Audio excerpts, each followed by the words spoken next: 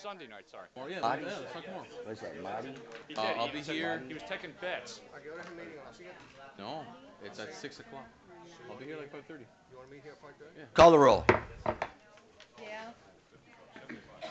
Oh, goodness.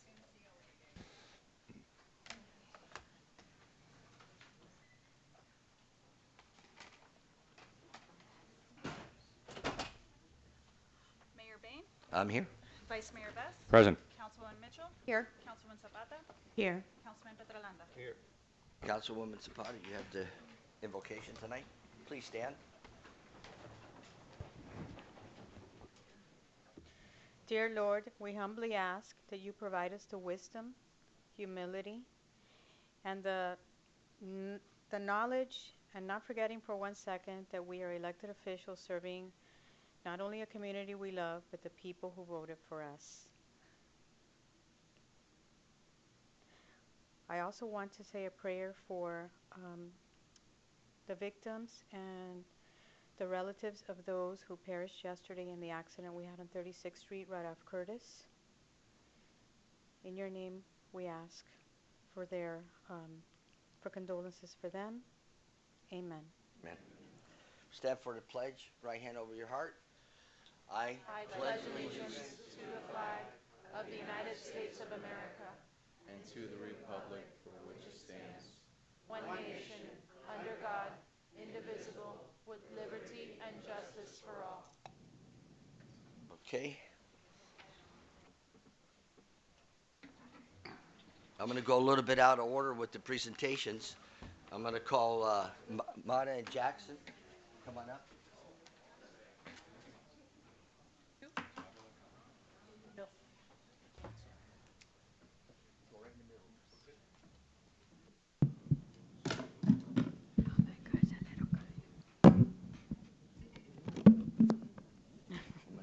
I'm going to have a little trouble pronouncing your last name. Okay. How do you say it? Lainez. Okay, this is Mata. Mari. Madi, and Jackson's easy.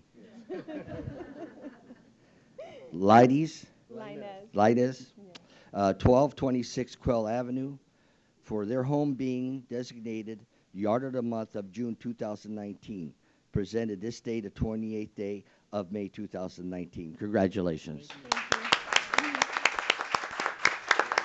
Take pictures? Nobody take pictures for you? City Clerk, can you take a picture for them? And what's your name? Kylo.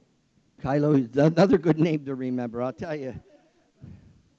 How old? 9 months. 9 months. Oh. Well, congratulations. What are you hiding for? I'm sweaty. Well, He's don't heavy. be. Oh, I'll hold them for you.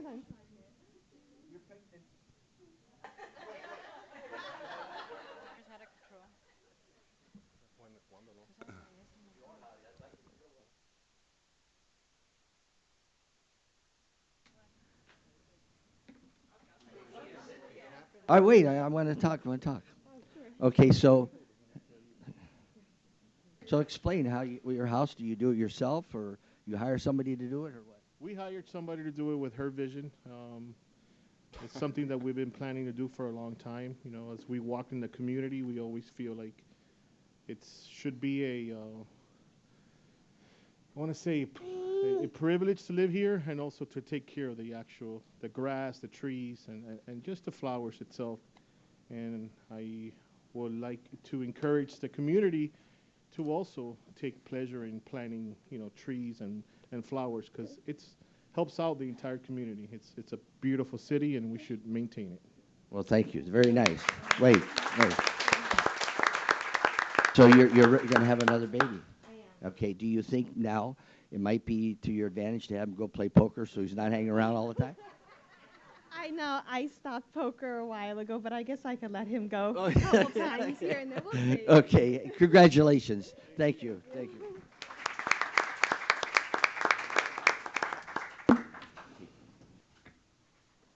The principal of the year, you want to come up?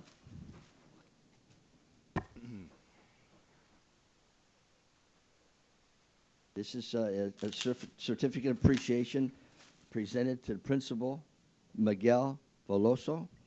I got that one right. Of course, they told me 82 times. Miami Springs Adult Education Center. Stand over here.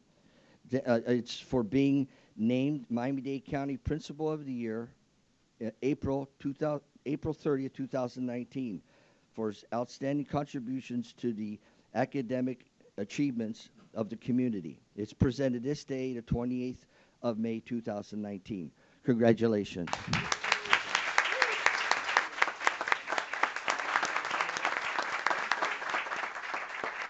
Thank you.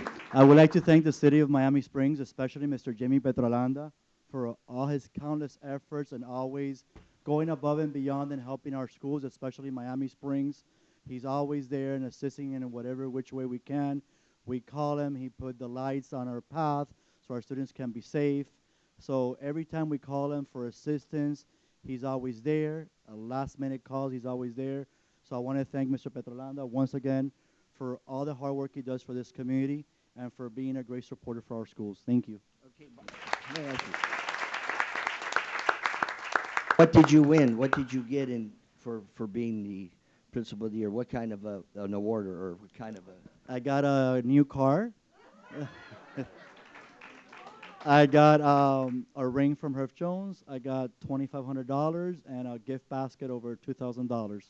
And a great accomplishment because this is the first time in the history of Dade County Public Schools that an adult education principal wins Principal of the Year. So it was, I mean, K through 12 always takes it all. But this is the first time, I think, since 1974 that they've been doing the Principal of the Year over 44 years. That this is the first time an adult ed principal wins. So it was a great accomplishment. And we're doing great things at Miami Springs. And I hope you guys can join us. We're opening in August the Nails and Facials program at Miami Springs Senior High School at night. So please check us out. It's going to be a great program. So we hope to see all of you there. Thank you. Thank you. Thank you very much.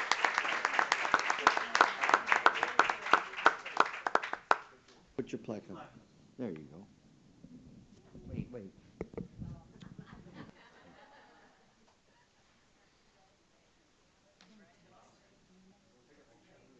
on, everybody. Come on, City Council. Come along. Problem when you can't see far out. Yes, come on up. Come on. Regional Superintendent and the Principal. Ronald Reagan. Principal Ronald Reagan. Come on up.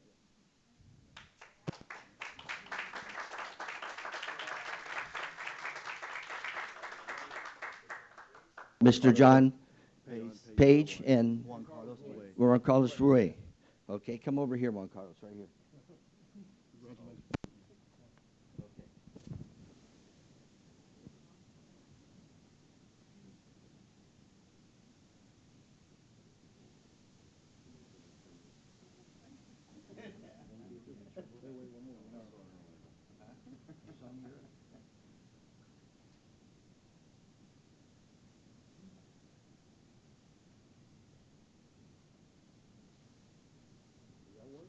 Okay, congratulations.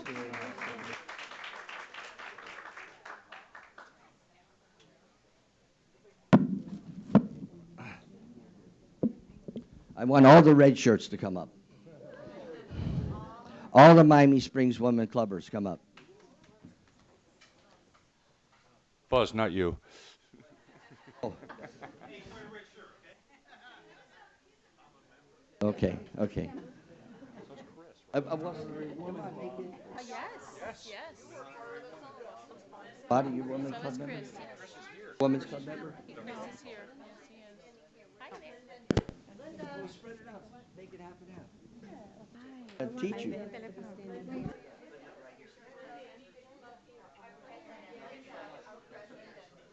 Move in. You guys gotta move in. Move in.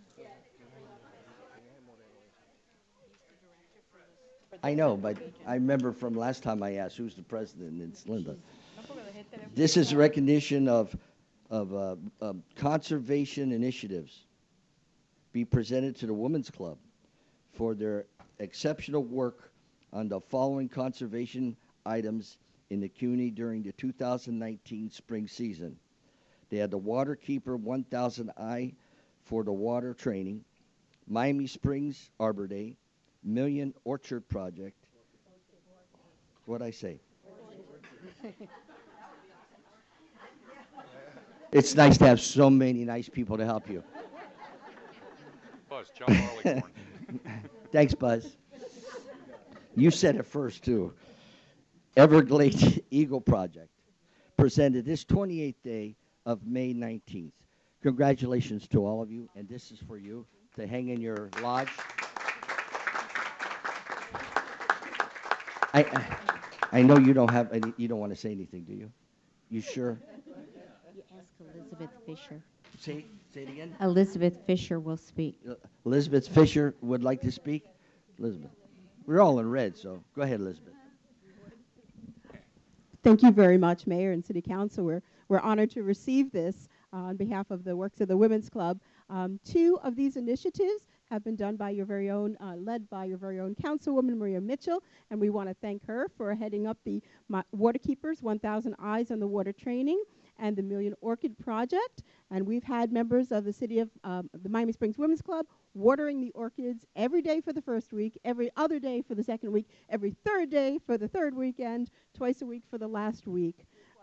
With water guns. We were watering them with water guns. It was fun. It was fun. And then Arbor Day, we want to thank the community for coming out. Tom Nash is wonderful to work with. We had 10 trees that were planted along Ludlam that we were happy to be a part of, and a great community celebration for that. And finally, Everglades Eagle Project. We have eagles that are going to be painted by artists all over the state of Florida, and will be auctioned off to the community to redo all the signage down in the Florida Everglades. And so look for a beautiful painted eagle somewhere near you, possibly here in City Hall in the future. So some of our initiatives, thank you very much. We have hawks here. we have hawks, so are eagles. Well, congratulations to all of you and coming to the council meeting. God bless you all. God bless you all.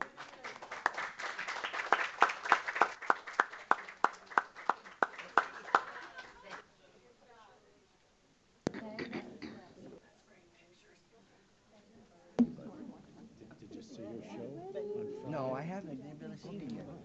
Thank you. It's going to be up there for a few months. Okay.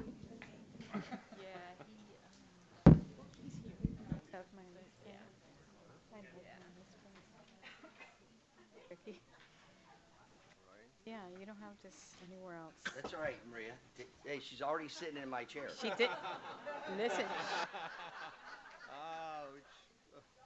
You can see subconsciously what she's thinking about, huh? Don't ever let that happen again. The seat's lower than what it was before.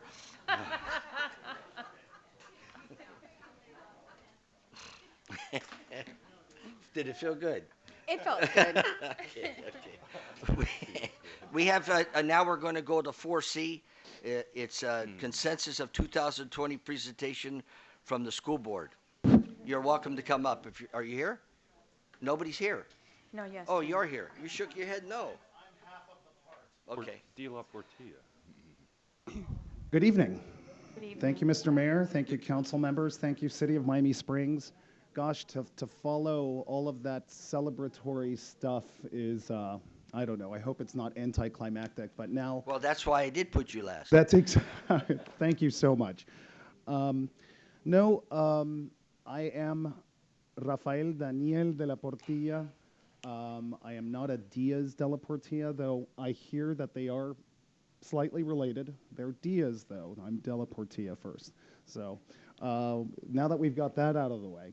No, unfortunately, my better half, which is school board member Luby Navarro, does have a personal event that she had to attend tonight. So I wish her the best. But hopefully you get the next best thing in me. I've worked with three decennial or once a decade census cycles. I was also a field representative here in Miami-Dade County for about 5 years last decade. So I've seen lots of parts of the operation, which is a census. And I have the privilege to welcome you, the city of Miami Springs, to the 24th ever decennial census of housing and population of the United States. And this is going to be a census unlike no other. We've been doing a census of the entire population of the United States since 1790, every year that ends in a zero. So that means 2020, it's coming up. It's time for us to be counted. But this time, unlike every other time, it's actually going to be an electronic or digital census. So we're ditching paper and pencil. Not entirely, though. For those that still want to be counted and want to do it the old paper questionnaire way, fantastic. You can absolutely request it, and we'll go ahead and accept those, okay? But we're going to be inviting 95% of the population of the United States to do it online, starting March 12th of this upcoming year, 2020. And basically, as a spokesperson for the U.S. Census Bureau here in Miami-Dade County, I go around to municipal governments like Miami Springs. I go to community-based organizations like the Women's Club. I go to faith-based organizations like large churches. I go basically everywhere at a very grassroots level here in Miami-Dade County, and I try to encourage you all to encourage your constituents or your clients or your customers for big businesses that have reach, or your congregants, if you're a pastor at a local church, to really engage those to participate in the census. Since 1950, we've been doing a self-response, okay? Which means, starting in 1950, we started out mailing out questionnaires to every known household, every known address in the United States, and, well, we've been counting on the population to go ahead, fill it out, and mail it back. Now, that's pretty challenging in some communities, okay? Which is why they went ahead and they started this program called the Community Partnership Engagement Program. It's locals like me. I'm a native Miamian, and I love my community. And that's why I've been going around and trying to engage everybody possible to educate everyone about the importance of the census. If nothing else, it's important to remember this. The census is easy, it's safe, and it's important. Period. And what our goal at the U.S. Census, our goal is to count everybody living, breathing on U.S. soil on April 1st, which is Census Day 2020 of census year, okay? Count everybody once, only once, and in the right place. That's what we do, and we collect that data. Aside from that, we're going to commit millions of dollars to advertising. But then the onus is on you, the local communities, on you folks here in Miami Springs. Are we going to reach 15,000 inhabitants here in Miami Springs next year? These are the base numbers that communities work with. And basically those numbers and all of the estimates that come every year after that are based on a decennial or once a decade census. So it's extremely important that we get it right. Why is it important? Well, constitutionally it's mandated, and it's the law, okay? Constitutionally, it's used for apportionment. So this is what's going to determine how many congressional districts there are in each state of the United States. After that, those numbers determine our voting districts, our state legislative districts. But aside from all that, really $675 billion a year are at stake in federal funding, in improving our roads, Head Start programs, public hospitals, elementary schools. The list goes on and on and on. So there's a lot at stake. And, well, it's safe. There's a lot of concerns as to how safe it is. After all, the Census Bureau is a federal agency, okay? Well, Title 13 of the U.S. Code guarantees that everybody's name associated with any given address, that's archived for 72 years. There's no other governmental agency that has access to that. No one can know that Ralph Della Portilla lives at 123 Elm Street. Not for 72 years anyway, after that particular census is done. So good news, 2022 is coming up. That's the first time the public can actually access the 1950 census. So I'm excited about that.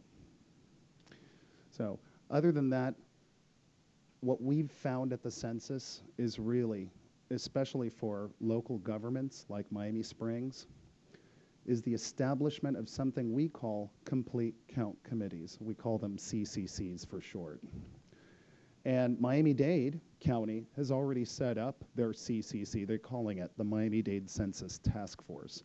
They did it last cycle, 2009 into 2010, and it went fairly well. In fact, they had the largest response rate ever in Miami-Dade County's history. Now, Miami Springs does pretty well with self-response, but demographics have changed. They're changing every single year, and it's important. Why? It's estimated, and this was a third-party independent study conducted by George Washington University about 1.5 years ago, but they estimated that somewhere around $1,400 to $1,500 per person per year of everyone that is not counted is lost in a local community. If you go ahead and do the math throughout the course of a decade, that's an awful lot for one person, for an undercount. Undercounts are devastating. We've also found that, especially for the last census cycle, really the demographic that suffered the most is children ages 0 to 5. For some reason, households are not including a lot of our toddlers and a lot of our infants on those census forms. Everyone residing in an address has to be counted. So much is at stake.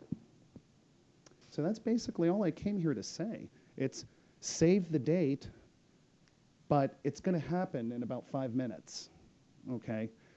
Again, that first mailing is going to start happening March 12th to invite all households here in Miami Springs to participate in the census from any electronic device with access to the internet. This is exciting, but it's about to happen. So if the city of Miami Springs can invest something small insofar as whatever city resources, especially in the formation of one of those complete count committees, that's effective to get every sector living and operating within the city of Miami Springs involved in promoting, engaging, educating the constituents of Miami Springs. Thank you. Thank you. Thank you very much. Any questions? I think you explained it pretty good. Thank you so much. My goodness. Yeah. Thank you. Very good. Thanks for coming. Thank you for having me. Okay, we go to open forum. We have Michael. Hello, Mayor and Council. Michael Gavilla, 684 Morningside Drive. This is who I think should run our country club, Sports Grill. I've eaten there in Miami Lakes for, I don't even know how long they've been there, but the food is great. I think it would be great for the community. Thank you. Thank you, Mike. John Sodders.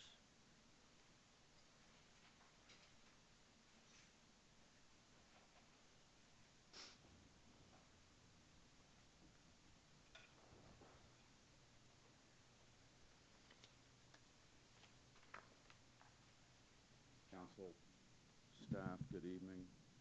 John Souter. I'm a resident of Miami Springs. May I? Good evening, all. I want to talk about 1 Curtis Parkway tonight. On April 22nd, 2 meetings ago, you all approved by a vote of 4-1 the site plans for this project. I do not know if the 6th step, which is the issuance of a development order for this project, has been done yet. I don't know if it happened that evening. I don't know if it happened at some other point. I have not seen it on an agenda. But per our code of ordinances of the site plan review process, the 6th step is the issuance of a development order.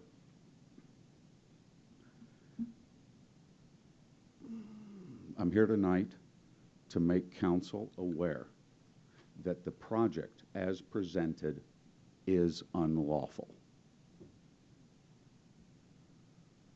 on 3 counts.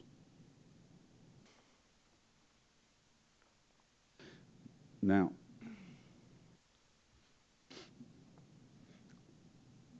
the project is too tall. It exceeds our height covenant by absolutely no less than 1 foot 4 inches.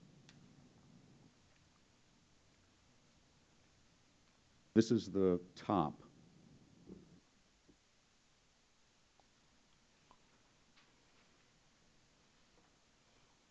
of the stairs.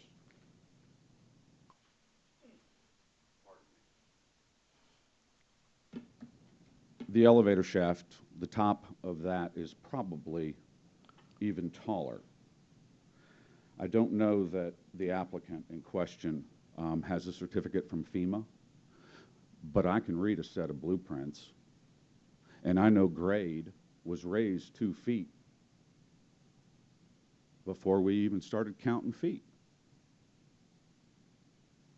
Ground floor shows handicap ramps on both ends of this project.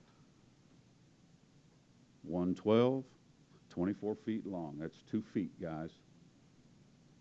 Stairs all around, railing all around, which means whether grade is magically allowed to be raised with a FEMA certificate or not, that project is at least 43 feet 4 inches tall, at least, in 2 places. Building height per our Code of Ordinances, Section 150.002 definitions. In 2 places we talk about building height. Number 17 and number 44. Height of a building, vertical distance from grade to the highest point of a flat roof. Plans clearly show in multiple places the highest point of the flat roof of this project on A 3.2, no less than 41 feet 4 inches. I think the building's at least 50 feet tall, but the plans are ambiguous at best. You got 1 minute. Second thing, guys, not only is the building too tall, it exceeds our floor area ratio. Not by much, but it exceeds it. 1.71. And I'll tell you how I came up with that number. The way we define floor area ratio in the city of Miami Springs excludes a lot of things. Uncovered steps, balconies, terraces, breezeways, porches, elevator, room equipment and shaft, emergency staircase, and required means of egress. Ordinance 111, 2019. I don't remember the vote. I wasn't present that night. Also excludes the parking. So, what it does not exclude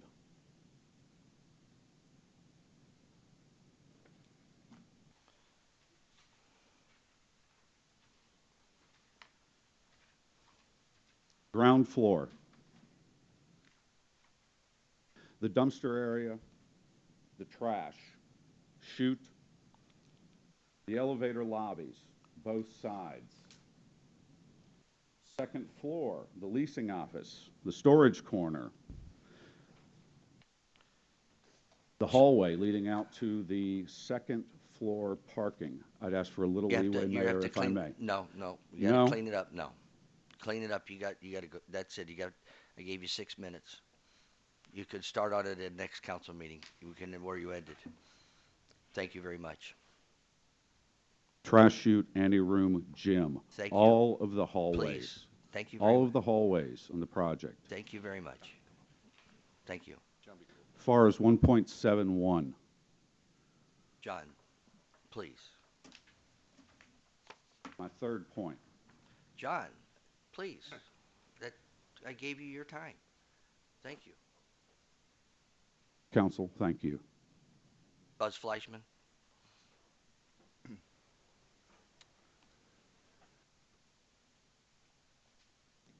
Now for the good news. Okay, I'm here for Hometown Stories. We all know what Hometown Stories is. Does everybody know what Hometown Stories is here? It's a brand new series of interviews and conversations with the residents. We need to know our history. Of course, we're a wonderful town. Of course, everybody wants to be us. But now we have to show, and with the census, we're finding out that things are changing. Well, they're changing rapidly, but we need to know and keep in touch with our history as well. That's why one of the reasons we have Hometown Stories. Anna Hume and I, she's the professional services director for Miami Springs, handles all media, video, things like that. And I are producing the Hometown Stories series. And it's just an unending number of interviews, conversations with residents. If you have a story to tell, we'd like to tell it. We're that kind of a town. If you can call 305-805-5010, that's Anna Hume's number, we'll put you on the list for the interview. And it's just a conversation. Who you are, what you've done, why you love this place so much, and bingo. I mean, that's it. We need to know who our neighbors are. It brings us closer together as a community. And it's just win-win-win for everybody. We've got plenty of space on Channel 77 and the other cable channel. We're going to show it, and Mayor Bain was our first guest. You didn't see your show, but it's going to be up there for the next 3 months. I've been looking for it. Well, I can help you find it. It's going to be on Channel 77. I know that, but I haven't seen what time it's on and what time and date. 2 o'clock. Oh, I'm just reading the city's thing here. Oh, okay. So I'm just, Next time 2 it's o'clock, on. starting every Friday, starting at 2 o'clock.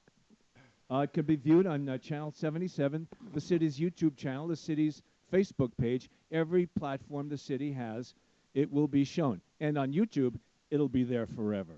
Oh, my gosh. So here's something that you can show your grandkids, your neighbors, your friends, people from out of town. Talk about yourself. Talk about what a great town we have and how we're all bringing it together. So my name is Buzz Fleischman, 810 Pinecrest Drive. Thank you very much for listening. Hometown Stories. Thank you, Buzz. Thank you for doing this, Buzz. Buzz. Mayor, may I? No, you're not allowed to talk in the... No, but go ahead. Give one question. Come on. No, it's not even a question. La pregunta. I just wanted to let you know that about 10 years ago, we did something similar. I went with Mary Ann Gooden Taylor, and we went to different homes throughout the city, and we videotaped her talking about her experiences. I'm not sure if you want the videos. I can provide them to you. Absolutely. That video would be great. Many videos. You know, Andy Clark used to do that on Westwood Drive. What's your opinion?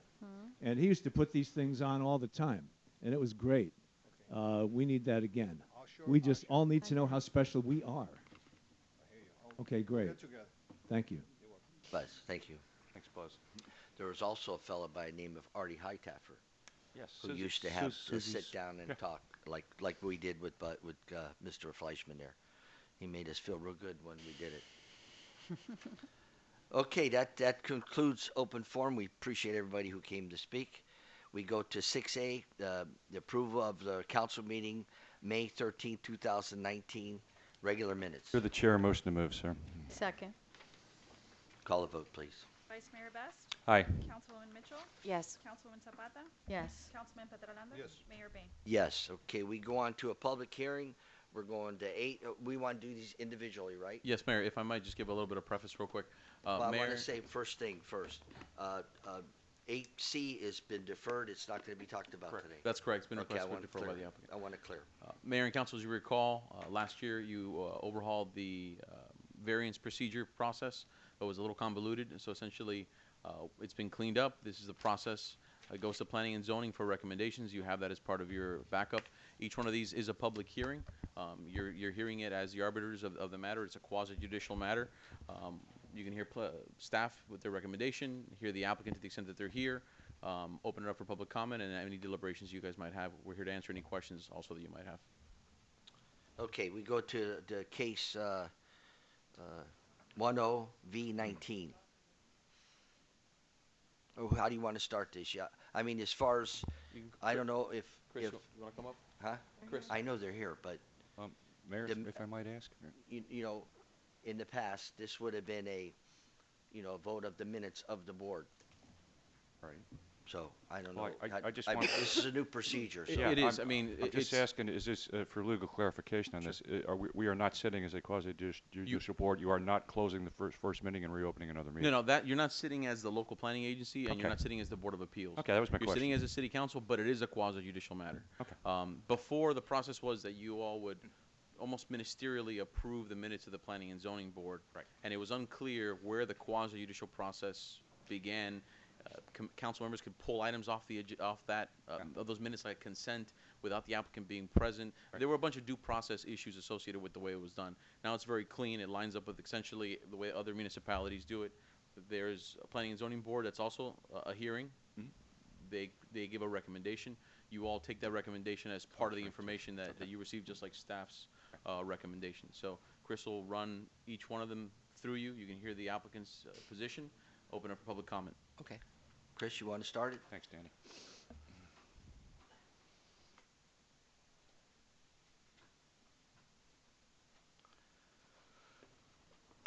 Okay, so this is 1501 Lenape, zoned R1B, and the applicant's requesting a variance in order to park a boat in the front yard.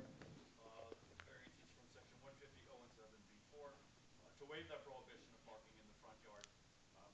What I would like to explain to you is keep in mind from a zoning standpoint, the narrowest part of the lot is always the front. So Bluebird is actually the front of this property, even though the house faces Lenape, has its address as Lenape, and the front door is at Lenape, the driveway's at Lenape. It functions, the side yard functions as the front yard, and the front yard functions as the side yard. So it's really going in the technical front yard, which they treat as a side yard. We recommended favorably. The boat is approximately 19 foot long. We recommended favorably as long as it stays out of that corner radius and stays near the middle of the house somewhere, not justified over to the east towards the neighbor. There would be a fence and hedge tall enough to screen the boat so it's not visible. There really is no rear yard. There's only 4 feet when there's supposed to be 25 feet. Almost no room on the rear yard, which they treat as the side yard. Right. And along the front where the boat is now parked, it blocks the driveway and the required parking spaces. So if they're allowed to have a boat, really, for me, I think this is the only option. Whether or not you want to allow them to have that boat is up to you. But we do recommend favorably with the conditions as listed, 3 conditions, and the Board of Adjustment recommended favorably by a vote of 5-0. Okay, thank you. You have any more? That's it, right? I have a question. Sure. But Chris, stay here. Chris, stay here. So I was at that meeting that evening, that Board of Adjustments meeting, and I want to make sure that I understood it correctly because we went back and forth. So when you say the technical front is where the boat is going to be parked, right? That's correct. Which is really the side. Yes. If you look at the house. Yes. Okay, because I know that it's still parked in the front right now until I guess this.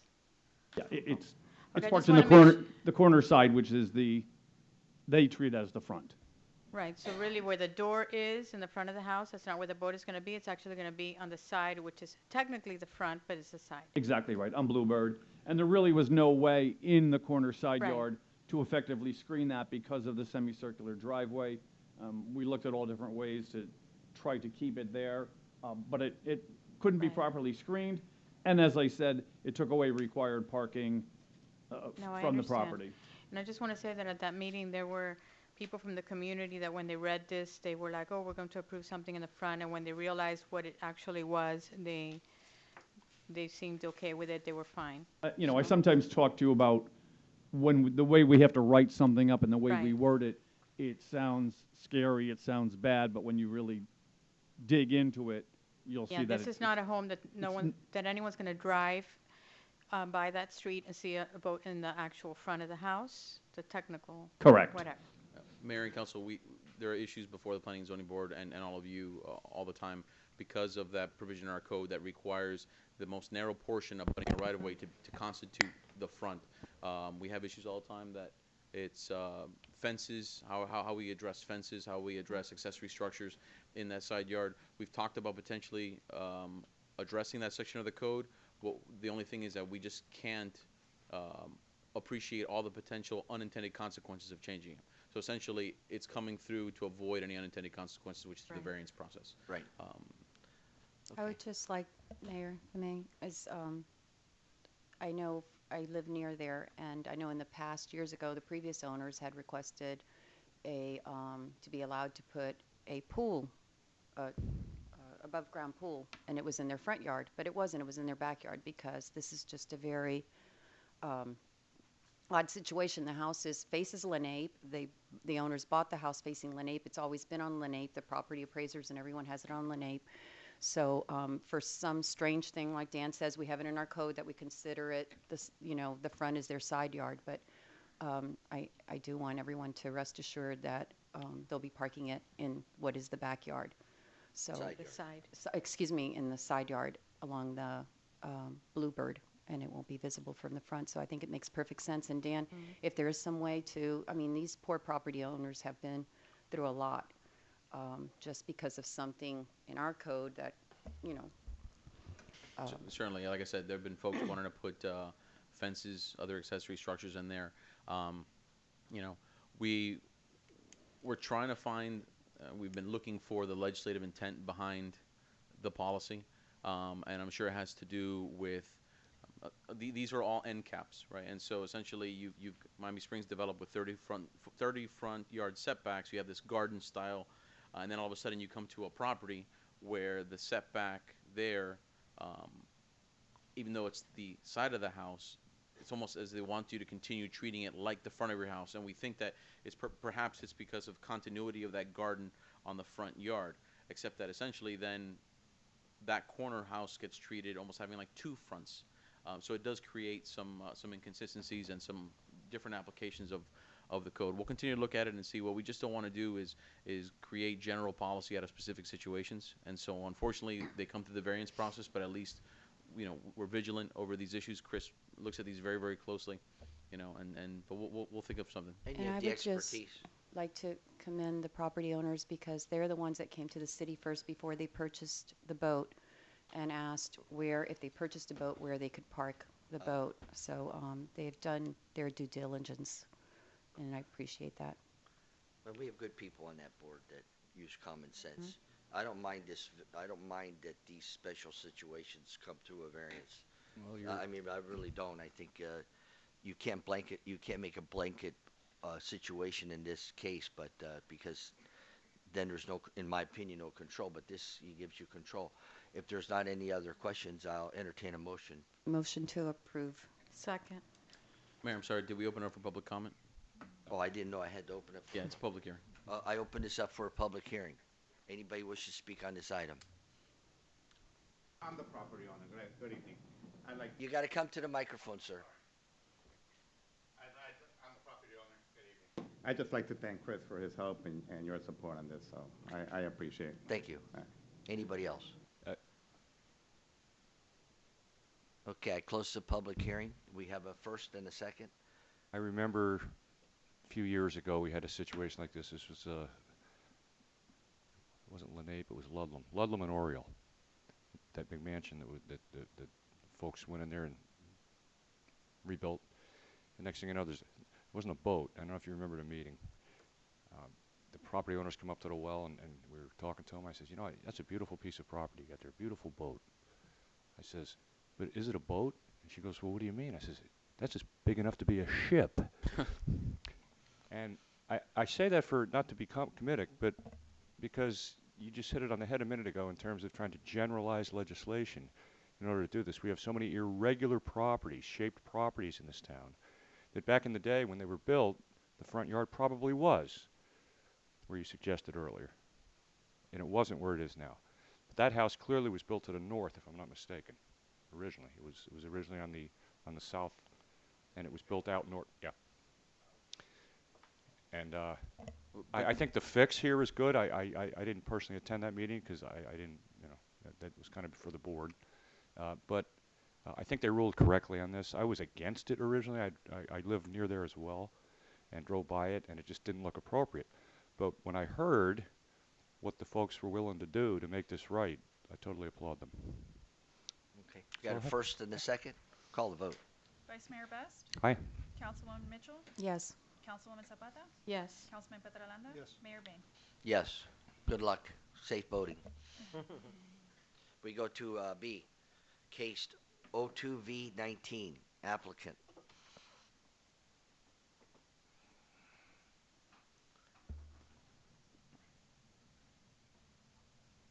This is also on Lenape. This is 133 Lenape, R1B residential single family. The applicant is requesting a variance in order to construct a porte cochere in the front yard. The applicant is seeking variance from section 150.044D to waive 15 feet of the minimum required front yard setback of 30 feet in order to construct a porte cochere 15 feet from the property line. The design of the porte cochere is quite nice. It's grand. It matches the house. However, we do have a concern with waiving half of our required front yard setback. Even though it's an open structure on 3 sides, it's still pretty overwhelming to the street. And the house, while it does meet our setbacks and meets the code, height, setbacks, all, it's a pretty big house that sort of overwhelms that lot on that very modest street, almost exclusively single-family homes. So coupled with the very large nature of the house, the addition of a porte cochere in the front is just a bit beyond what I'm comfortable with. And for that reason, we recommended against the project, and the board recommended a denial of the project by a vote of 5-0 as well. Mayor and Council, if I can also add, it's certainly not common for me to opine on variances. Here, I do want to caution this council, just like I cautioned the Planning and Zoning Board. I always caution both the council and the board when a variance, approval of a variance can eviscerate your code, which is when there is no hardship, and essentially authorizing a variance on basically no grounds would allow almost anybody to come in using that variance as precedent for the same thing. I certainly feel for the applicants, but their reasons was to avoid an elderly family member from getting wet. And so considering that our 30-foot setbacks are what they are, simply granting a variance for no reason would certainly imperil that section of the code. So I would just caution you on that regard. By the way, I was remiss in both my presentation and in my staff report, and Councilwoman Mitchell very astutely caught the fact, and I've been to the house several times, that there is a covered carport as part of the house right now. So there is a way to get in and out of a car in a covered manner without the porte cochere. So if I may, Chris, yes, when I was at that meeting, I pointed that out, that on the side there's a cupboard, and not only is there a cupboard, there is a door on the side there. Whether it leads into a garage or whatever it leads, it is a covered area with a door. Right to the house, So, right. I agree. That's the only Okay. Yes. Okay, I'm going to open this up to the public. Anybody would like to speak on this issue?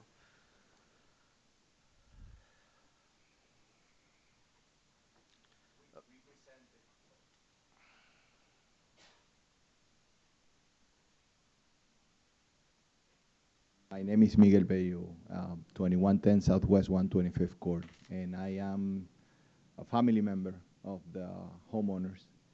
And the reason that we presented that we brought it to the city, and we thought that we had some type of consent that it was something that was going to be good for the city. You are right. There is a door.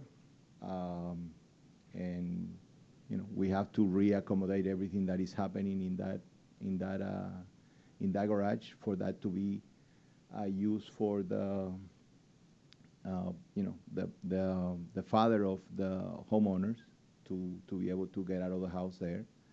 The front is not, even though it's covered, it doesn't work because it has the steps. They were there when they purchased a house, and they don't protect cover. He still drives, so he will have to. For some reason, the only way that he comes in is from the right, making a left, and he will have to adjust to that. But we don't want to change the code or anything like that. We just requested, for this to be granted for that particular reason. Obviously, it seems that it's not going to happen. We thank you for your time anyway. Thank you. Thank you. Anybody else? Okay, close the public hearing. And I'll entertain a motion, or if there's discussion. I mean, the board ruled 05. Motion to deny Sorry. 8B as read. Second it. Call the vote. Vice Mayor Best, Aye. Councilwoman Mitchell, Yes. Councilwoman Zapata, Yes. Councilman Petralanda. Yes. Mayor Bain. Yes. All right, that concludes all of the variances.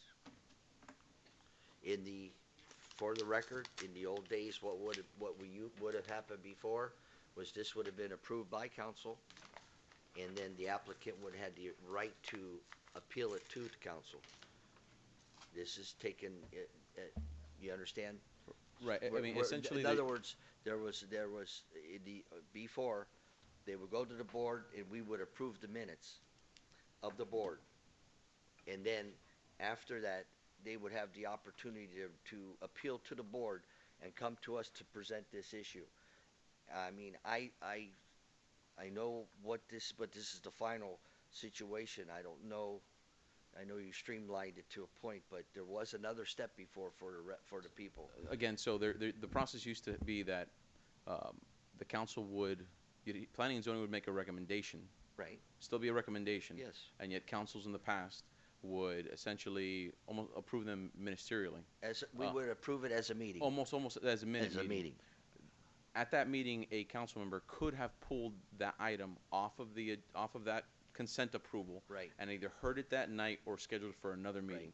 Right. After that meeting, or after the approval of the minutes, there could have been an appeal back to you guys, and so, which is the whole process is very convoluted. Now you have 2 public hearings before each site plan, each variance, and it's sort of front-end loading the process. From here, anybody that wants to appeal has standing to appeal, including, say, the property owners where there was a denial, have the right to take it to circuit court, as in almost every other jurisdiction. Right. Right. Okay. And they have 30 days to which to do Mayor, if I may, I would like to request if we can, how do property owners learn all this? Because I know I was talking with the property owners on Lenape, and they found it very confusing. They thought the meeting that they went to last time was the final one, and they found out they had to go to this one. So I think we need to make sure that we provide property owners really clear steps, perhaps written steps on, with this new process, what happens, and so that they can be sure to plan on their calendar to attend whatever meetings are necessary, and also if they have to provide information for the meetings. I'll let Chris certainly address whatever advice he gives residents, but I will. I recommend to the board recommends to the council makes a decision. There are written instructions for how one files, and it makes it very clear that there's filing for the Board of Adjustment or the Planning Board, as zoning and planning board as the case may be, and then the additional requirements to refile for the city council meeting. So. And I also make sure to say it. I said it during the planning and zoning meeting at the very, very beginning, just because these were all variances. So I just said one statement at the beginning. Okay, perhaps if we could just briefly jot it down, because I know to us we know these meetings, but Where's that when they come into the city hall? That's where it's all for them to look at. Yes. Yeah. the different, and you give them the different meetings, Yes. council meetings and the board meetings that they need to attend.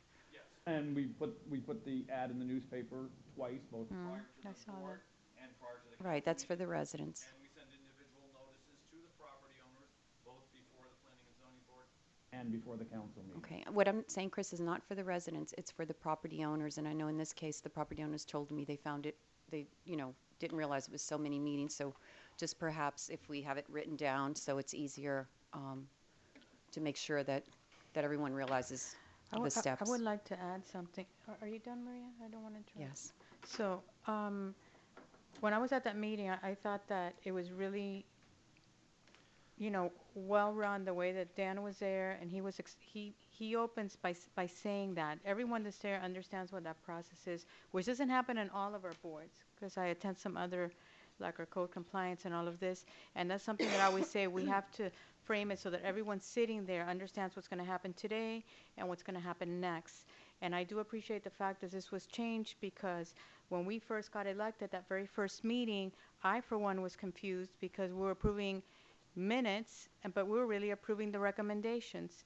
And that was very confusing. So I do appreciate this change, and I think it gives us more time to really understand, gives us more time to interact with the residents, even on an individual basis. So I do want to add, Mayor, if I might, on that particular point, is that the Board of Adjustment will meet on a Monday, and these minutes were going on literally your next Monday meeting.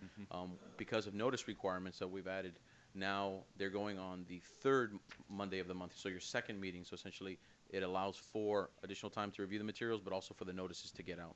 So it has prolonged the process a little bit, but for, again, transparency and due process purposes.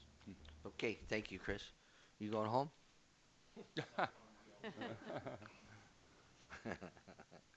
If we go to 11A, this is the first reading of an ordinance, first reading. Yes, Mayor and Council, this is an ordinance of the City of Miami Springs, Florida, amending Section 35-55, contributions of the Police and Fireman Pension Plan of the City Code of Ordinances, providing for conflicts, providing for severability, providing for inclusion in the code, and providing for an effective date.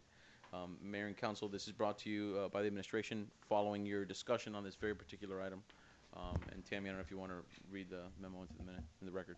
Certainly. It's during the council meeting of May 13th, 2019, council approved the reduction of the police pension contribution from 12.5% to 10.5% for the final year of the union contract beginning October 1st, 2019 through September 30th, 2020. Attached is the ordinances in the first reading. Okay, I'll entertain a motion. Motion to move, Mayor. I'll second it. Further discussion? Call the vote. Vice Mayor Best. Aye. Councilwoman Mitchell. Yes. Councilwoman Zapata. Yes. Councilman Petrolano. Yes. Mayor Bain. Yes, This we is go to to take the- 11B in the reading, first reading of an ordinance. Mayor, if I could, just before you jump to, if I could do a quick question on the list? When does that go into effect? October, 1. yeah.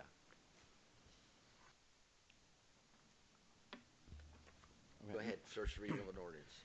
First reading of an ordinance of the 11B. City Council of the City of Miami Springs, amending Chapter 150 of the city's Code of Ordinances by modifying Section 150.070, CBD, Central Business District, improving development standards by changing the required placement of buildings and parking and enhancing the buffer between CBD and residential properties, providing for implementation, providing for incorporation of the code, providing for severability, providing for conflicts, and providing for an effective date. Mayor and Council, following the consensus to put this on at Councilwoman Zapata's request, staff met, Chris, the manager, and I, taking into account feedback from council as well as feedback from planning and zoning, and certainly from Councilwoman Zapata, and present to you an ordinance that, as its title indicates, addresses some of the issues that have come up without referencing any particular project with specificity. And with your indulgence, I'll just run really quickly through those. Again, look, to be clear, we're not touching height or FAR or anything to that effect. This has to do with the placement of the building on the property, its relationship to the road, the parking's relationship to the property. So going down the ordinance in subsection, so E5E, all parking for new buildings, whether on vacant properties or properties where the building has been demolished or effectively demolished meaning if you demolish more than 50% of it, shall be located in the rear of the building, screened from view to the maximum extent possible from the street fronting the property. That was something that was brought up. Front yard was a little bit of a, looked like a scrivener's error in the way that section was written, but so that first sentence is struck. All buildings, regardless of their makeup, shall be built up to the front property line, and the front of the building shall occupy 100% of the property frontage, except that the frontage of the ground floor may be reduced to permit the placement of such features as, without limitation, driveways, utility infrastructure, and colonnades. I'm going to explain that in a minute. We struck the landscape setback of 15 feet, so essentially, as the Planning and Zoning Board recommended, activating the property by bringing it forward, allowing also for room for the parking to go in the rear. And then the subsection 2, which will now be subsection J1, says projections beyond the face of the building, such as upper floors or balconies that cantilever cannot extend beyond the property line. However, awnings or brows may extend beyond the front line or otherwise permitted in the code. So essentially, it's to bring the building forward, but we're also taking into account that you need to provide access to the rear. So the allowances are driveways to the extent that there's a utility infrastructure, utility easement, some kind of vault in the front of the property, or colonnades that might split a property so you can actually walk through. Again, we think that this mirrors what the Planning and Zoning Board had recommended and what you all, some of the feedback we got for that, but it also, in light of allowing for the building to be up to the property line, having awnings or brows, sort of like Westwood Drive and other things that allow for pedestrian coverage is something that we put in there. I have somebody speak on this, John. Well, there's still a couple more things. Mayor. Oh, I'm Forgive sorry. me. The side yard requirement, that stayed intact, except that we were very clear, and it said that no projections can extend into the protective screening area. That's the area between the property and the adjacent single family. So that is to say, we don't want a 5-foot buffer between the single family home and multifamily, and then all of a sudden you have a balcony sticking out 2 or 3 feet over that, almost like Juliet style, if you will. We've enhanced the protective screening part, that buffer, which is discussed at length. So essentially, there's a 5-foot protective screening that'll serve as a buffer between CBD properties and single family. They are required now to put plantings and a masonry wall, which it used to say or. So now it's an and masonry wall. A 6-foot masonry wall shall be constructed within the buffer area along the property line. The buffer shall also be landscaped with trees, hedges, shrubs, and other plantings arranged in such a way as to maximize the effectiveness of the planting as screens. So that is, we're also demanding more landscape screening in there. That's the extent of the change.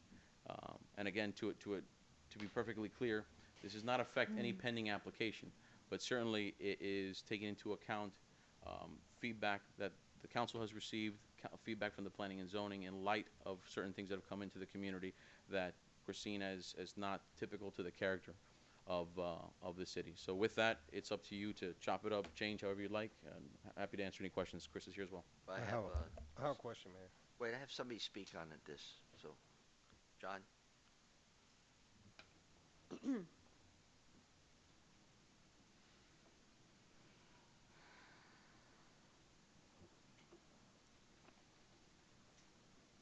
Good evening again, council and staff. John Souter.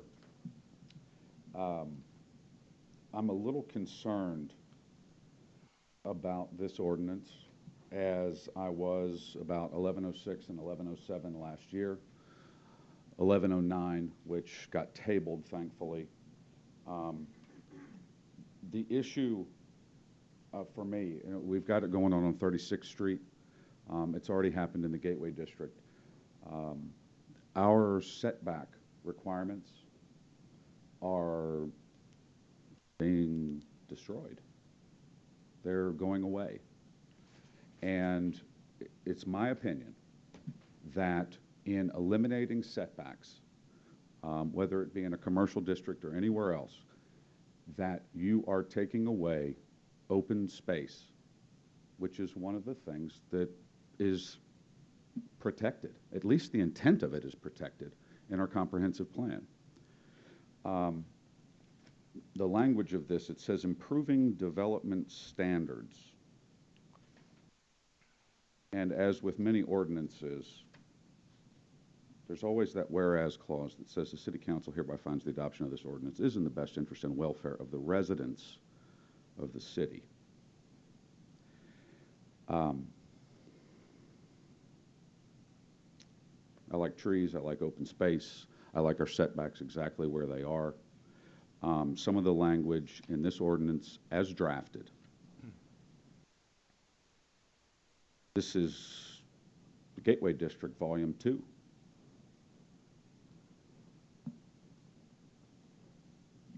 Just my opinion. Thank you all. Thank you. Okay. Through the chair, Dan, I guess this is directed for you. The intent of this so-called protective buffer zone is to soften the blow, basically, between the residential and the CBD. Is that not correct? That's correct, Councilman. And in some small way, all of these changes that have been offered here are an attempt to do so, correct? That's correct. Again, majority of the feedback was from Planning and Zoning Board, where they looked at the building in the way that, looked at a particular building and came up with a number of issues that really are germane to all buffer properties in the CBD. When you actually think about the Central Business District as a whole, Westwood Drive or otherwise, there are no front yard setbacks.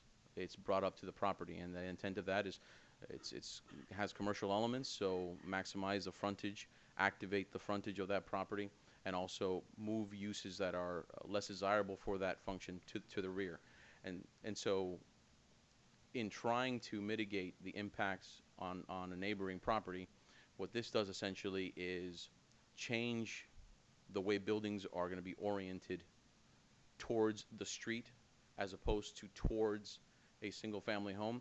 And by pushing the parking towards the rear, you're also limiting those impacts from being smack dab in someone's side yard. It's going to be in the rear, and it's only for those buffer properties, where it's going to have the most impact on single family homes. But the idea is push that stuff to the back, allow for the buffer to be strengthened along the single family where they meet single family. And it's not just this property, not just the property that has a pending application. There are a number of properties that abut single family, and so to the extent that there's ever, you know, not only a complete redevelopment but a change in those properties, they have to make changes to the property that secure single family homes from the impact of the change. So in going over this and discussing it with staff and what have you, and getting input, obviously, is to do nothing a viable option? If you do nothing, as I was very, very clear, this does not affect any pending applications. Any applications that are in the pipeline are governed by the code that was in place. So by doing nothing, if there's any future submissions of any applications for buffer properties, they're going to fall under the same criteria as pending applications.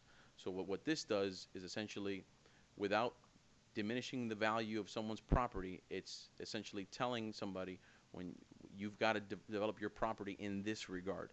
And so I will say one thing anecdotally. We're used to a certain design in the Central Business District. Like I mentioned, parking in the back, buildings all the way up to the front. It doesn't say that anywhere in the code. And so whether it's pending applications, a demolition of a property that's currently on Westwood Drive, or even vacant parcels that are on Westwood Drive, there's nothing in the code that says develop like the stuff that we've got in place.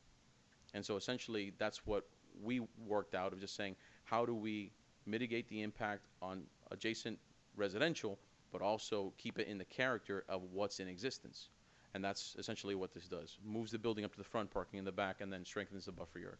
That's what I wanted to hear from you. Thank you. And if I may, you know, my concern stemmed precisely from residents coming to me who have properties that are adjacent, and the idea that anytime something is proposed, it was not going to be uniform, and there was not going to be, you know, a tight understanding of what can and cannot be done, and it was going to affect their residential property. So that's why I felt that this was important. Mayor, how many pending applications do we have? In the Central Business District? Is it just the one? Probably just the one. Just one. Right. Right now. And the other one, I'm not sure if this is the right place to place the overnight parking issue. Well, we can certainly, you can bring it up as a discussion during your council comments or something to put on there, but I mean, essentially this is a conversation about development standards where I don't know where that would fit if overnight parking in public parking spaces. We can, when you have your final comments, you want to put that in the next agenda, we will. Okay. Okay. Thank you. That's all I have, Mayor. Okay. Anybody else? I do, Mayor.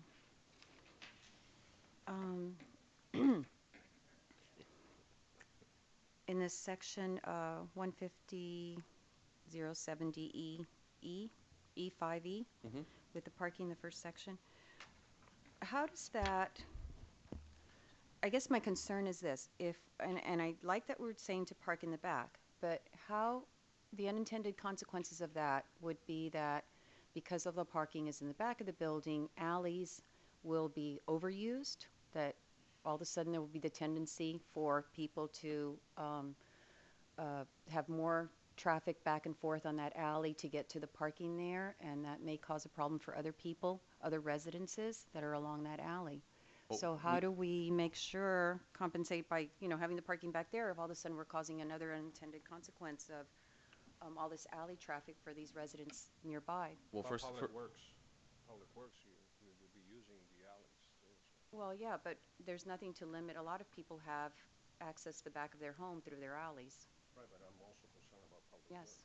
Works. So first of all, just recall the alleys are rights of way, and traversing them is permissible. Number one. Number two is in most of the properties that fall into this category of being on buffer, there are access points to those, whether it's in a parking lot or an improved alley. And again, it's difficult because we only have one pending application, and I don't want to talk about the pending application, but in that particular case, the alley is actually an improved alley that's paved from end to end in a way that very few other alleys, I think, in Miami Springs are. And so I understand what you're saying, but What I'm saying is, it's not, my concern is not the alley. It's for the residents nearby that all of a sudden an alley that was pretty quiet is getting a lot more traffic because they have a residential, a commercial property next to it that people are using to access the parking in the rear. So two things to that. One is that there's no requirement that they have to use the alley. One of the exceptions to the building frontage is driveways, and it's not one-way driveway. Dan, let me just stop you. I'm not saying that there's a requirement for them to use the alley. I'm saying that would be the easiest way for them to access that parking, so they would use the alley more. They would be inclined to use I understand, the alley more. Councilwoman. My second point was going to be, it's a balancing of interests. If there's a desire to lessen the impact on the adjacent residential and bring the building forward, you have to allow for parking to go somewhere. And so the idea that you can require parking in the back, not eliminate the setback, and not allow them to use the alley, essentially what you're telling the property owners that the amount of building that they're able to build essentially gets shrunk to the point where you're building a tower. And so what we tried to avoid doing is modifying the code such that anyone could come before us and say, you're essentially converting, you're doing a regulatory taking because you've imposed this many regulations on a property, and all we're doing right now is telling them how to activate the building, how to design the building, and how to activate the street. The idea is that the building itself, by pushing the parking in the back, regardless, without necessarily the highest regard for how they might access it. Listen, maybe they access from the front and from the rear. That means that it's limiting the impact on the front. And so these buffer properties are sensitive specifically because they are a transition between commercial and residential. So a resident on that street might say, oh, push into the alley, that way they're not in the street because my kids play in the street. Others might say, hey, my kids play in the alley because it's an improved alley. It really is a balancing of interest to try and maximize the benefit to the single-family homes that are on that area while trying to mitigate all of the effects. It's impossible to try and eliminate all those things. So to the extent that not all these properties have improved alleys, not all these properties have alleys. So some of them might be a corner lot. For example, there's the other property that's a CBD that has residential next to it used to be the 7-Eleven. What's that one that's on Point Siena and South? That one doesn't have any alleys at all, but it's a corner property, so it's possible they may be accessible from two sides. And again, it's trying to come up with broad policy that affects all these different policies all these different properties, I should say, is the intent without trying to curtail a specific policy to one property. And even though there's one property in the pipeline, so to speak, this isn't being curtailed for that property. As a matter of fact, if you look at the plans versus what we're doing here, it's very, very different. But it's just a balancing act. I have another question. Well, two more now.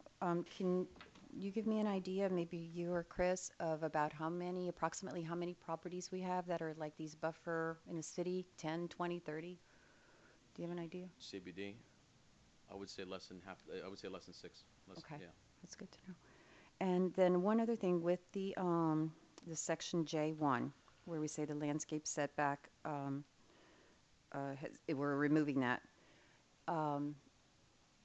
So many so many times recently in the past decade or so, developers are very innovative and they come up with ideas. Is this something that we really, and I'm asking you and Chris, that we want to say we're just going to eliminate it, the setback of 15 feet, or say where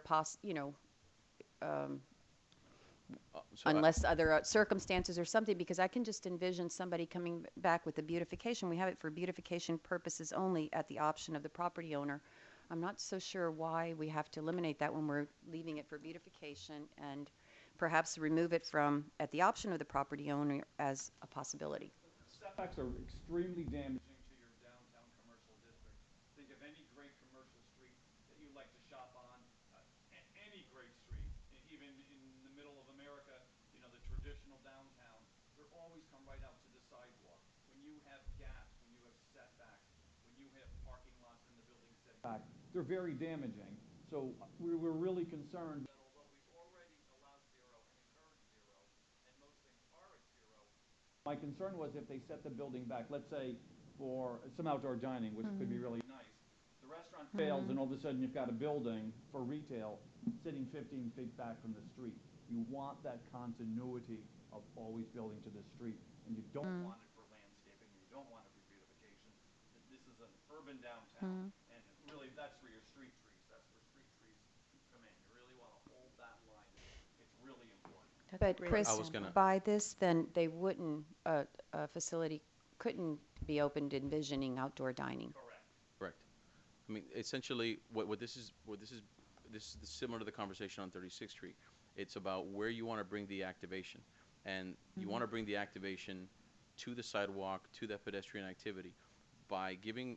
What we're doing is replacing the setback in this with a build-to line. Put the building here, and essentially it allows for sidewalk activation. It allows for street trees and other landscaping, and any potential developer can incorporate landscaping into the project. The intent is not to eliminate landscaping, but it is to try and avoid that situation where you've got frontage pushed back, and then all of a sudden there's a lack of continuity. You can see here on Westwood Drive where the difference between properties that are right up to the back of the sidewalk and properties that are recessed. Listen, some of those are recessed with additional sidewalks. That's great. That's not a requirement in the code, but you can also see where a gap in a property or a parking lot. The bank building is an example. You've got frontage, huge parking lot of dead space, and then the bank again.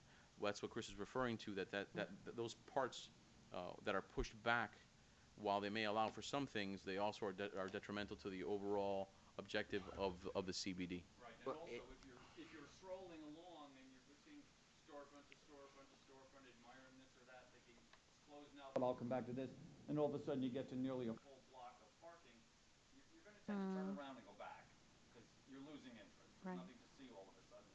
So let's say, let's go back this way. Oh, it's like missing a tooth in your smile. It's that gap. Well, it's basically you're a hockey player. It's basically what we talked about the Port of O'Shea earlier. You're keeping it in line to have this the same the word I want to use, but it gives you the intent of looking the same instead of having it in and out. That's why in most residential areas in this city you have a 30-foot setback. Otherwise, if you go one way or the other, you take the continuity of what the residency is. So I understand building to the front. In fact, I don't understand the whole concept because all Westford Drive is built to the sidewalk. Absolutely. So I don't know what besides the new buildings. We're just basically what you're doing is you're setting the requirements within the code to do that. That's right. Which now it's not like that. So That's you're making it where people. So all Westford Drive is built to the sidewalk.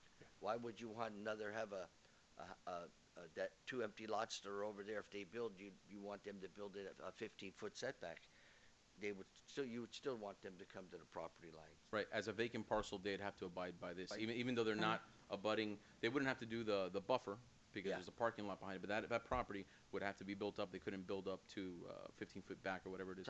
And the one thing I would say is that for these properties where the single family is next door, the building is moving up. It is, but you're also going to have a landscape buffer that is going to have much more stringent requirements than it does currently. Right. So, for example, you're going to have walls, hedges, trees which will buffer that on From the the front yard. residential property. Exactly right. That's what we're protecting here. Right. Yeah, and for the sake of clarification, really to access parking in the back where there's an alley and there's residential on the other side, it would be a much longer way to get in through behind residents than to just go in on the other side where they're not disturbing any residents. I would typically discourage access from the alley. We'd really want to see that Right, opening on in the the front, side. because then you end up with what we have with the parking lot behind Starbucks and those other businesses. A lot of people really don't know that parking is back there. And if you had a building that spanned the 100% of its frontage, you might not understand that you've got to go down the corner, around, back, Right. in the alley, and in. Some of them, like Dan said, they're unimproved, some don't course. have alleys. You're mixing up the entry and exit to what might be a nice restaurant with garbage dumpsters and garbage Right. cans and garbage trucks. There certainly will be some cases where we might want to see that, but in general, we would discourage that towards access from the front, from the street. Right, no, I understand that. I Okay. think the residents will be very relieved by this. Example, Yes. we would really push that only to the back or only to the alley. I can't think of a Right. scenario. Okay. Thank you, Chris. Anything else? And again, I just want to I want to iterate again that this ordinance that came up after the fact does not facilitate any kind of project. It's actually, if you look at the plans of any pending projects and you look at this ordinance, they are not congruent. Just want to be clear. I understand. You can be very clear. But you know that being clear, sometimes there's muddy water. Okay, I'm looking for a motion to. Motion to move, through the chair, motion to move 11B. Second. Do I have a second? Yes. Any further discussion? Call the vote, please. Vice Mayor Best? Aye. Councilwoman Mitchell? Yes. Councilwoman Zapata? Yes. Councilman Petrolanda? Yes. Mayor Bain? Yes, I think it's a nice thing we're doing here, but we're making it set that you have to do it that way. There's no gray area. We'll eliminate the variances in a little ways, you know. All right, we go to, where are we now? That was Tops. D. We're D, right? C. C. C. C. Resolution C. This is a resolution of the City Council of the City of Miami Springs, Florida, approving an agreement with Miami-Dade County for billing of stormwater charges, providing for authorization and providing for an effective date. The city currently has an agreement with Miami-Dade County for the collection of the stormwater fees on the residents' water bills. The current 10-year agreement signed on November 3rd of 2009 will expire on November 9, 2019. Attached is the renewal agreement for the county for another 10-year term. Staff recommends council approve for this renewal. Okay. Motion to move to approve this. Second. Any further discussion? Call the vote. Vice Mayor Best? Aye. Councilwoman Mitchell? Yes. Councilwoman Zapata? Yes. Councilman Petrolanda? Yes. Mayor Bain? Yes. We go on to recommendation for construction of senior center multi-purpose room facility. You want to speak on this? You want us to talk first? You want to speak first? Whatever I say? What, you're easy. Go ahead.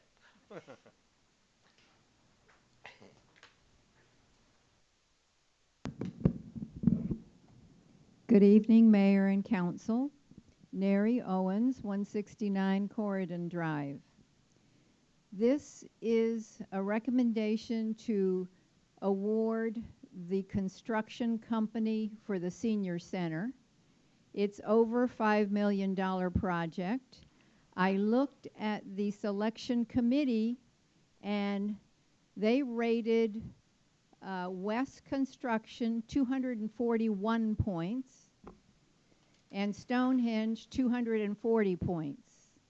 One single point difference. That concerns me on a $5 million project. It is my personal opinion and my belief that perhaps these two highest bidders or proposers should come to council and present a presentation to you so you can decide better which one you would like to pick.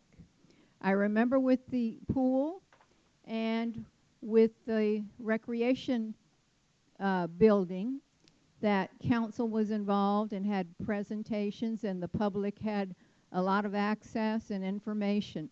I don't think we have enough information on this project, and I do not trust 1 point difference. If it was 50 points or 20 points, I would say you're right, you've got the best bidder.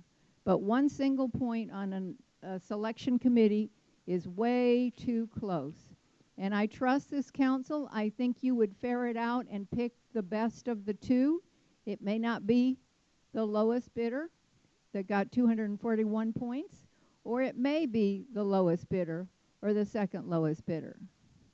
So please consider that tonight as you hear and decide what to do with this project. Thank you. Okay. You want to read your memo? Sure. So this is a recommendation by Finance that Council award RFP 0418 to Stonehenge Construction LLC as the most responsible and responsive proposer, and authorize the execution of a contract in the amount of $5,196,204.59 for construction of the new senior center multipurpose facility. Funding for this project will come from the proceeds of the financing loan for the construction of the facility. We expect to close on this loan sometime in July, once the capital construction financing RFP responses are received on June 12th of this year, and Council approves the financing on the June 24th meeting. Recommendation number 2 is a recommendation by Finance that Council approve alternate number 1 in the amount of $29,700 for site improvements to the senior center, which includes 1. Removal of 6 Australian pine trees, 2. Pour 4 inches of concrete slab improvements, concrete slab and sidewalks to provide a walkable path to the center along Apache Street, and 3. Add a 10-foot chain link fence and gates to match and connect to the existing fence around the ball fields. If Council approves this alternate, the new cost for the construction will be $5,225,904.59. Refer to the photos attached on Attachment E. Discussion. The city advertised the RFP, of which 24 contractors were notified of the opportunity to bid. On April 10th, the contractors were required to attend a mandatory pre-bid site visit, and 18 different contractors were in attendance, which is Attachment A. On May 7th, the city received 5 responses, which is Attachment B, and all were considered responsive. Responses were evaluated, which is Attachment C, by the selection committee team, which was George Ferrer from Bamelo Ajamil and Partners, Omar Luna, which was the recreation director, and Tammy Key, which is the senior center manager, along with myself and Yanelkis Fuentes, who is our new procurement specialist, overseeing the procurement procedures. West Construction, Inc. was considered the highest ranked proposer based on their responses to the city's RFP, based on qualifications, etc. However, after further review and clarification, West Construction, Inc. advised the city by email, which is Attachment D, that they had not included kitchen equipment, AV equipment, and window treatments totaling over $300,000 in their bid. These items had to be included in their bid response as clarified in Amendment 2, which was sent out to all respondents. Once this additional cost are added, West Construction is no longer the lowest bid response, and for this reason, staff is making a recommendation to award the contract to the number 2 proposer, Stonehenge Construction LLC, as the most responsive and responsible contractor based on the responses and all of the committee overall rankings. Tentatively, the construction is expected to begin by the end of June or beginning of July 2019. Construction will last for 365 days to build the 13,280 square foot new center that was of the design that was previously approved by Council on the April 9th, 2018 meeting, which was presented by George from his firm. And just on that last sentence there, the last one, when I said that West Construction was no longer considered the lowest bidder, I just want to add something to that. That when the committee team did do their evaluations of the sheets, we did not have that difference of the $300,000 difference. Afterwards, I clarified that. So basically the ranking was done before the $300,000 difference was acknowledged as not being included.